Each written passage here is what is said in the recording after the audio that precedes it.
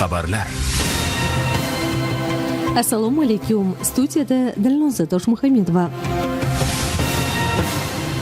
Innovatsion rivojlanish agentligida O'zbekiston milliy innovatsion tizimini modernizatsiya qilish loyihasi doirasida ilmiy tadqiqot natijalarini tijoratlashtirish va ilmiy ishlanmalarga biznes investitsiya mavzusida biznes forum o'tkazildi. Bu haqda Jahon bankining Munis loyihasi koordinatori Akbarjon Mahmudov mulohazalari. Biznes bilan hamkorlikning ahamiyati shundaki, olimlar va ilmiy tadqiqot institutlarida qilingan ilmiy ishlanmalar tadqiqot tugagandan keyin o'sha institutning shkaflarida qolib ketishi mumkin. U amaliyotga joriy etilmasligi mumkin.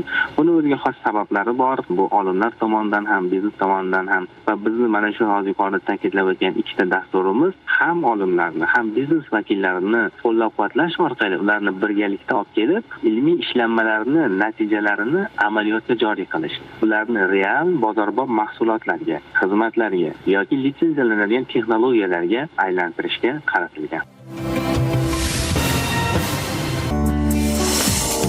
Siz xabarlar dasturini tingladingiz.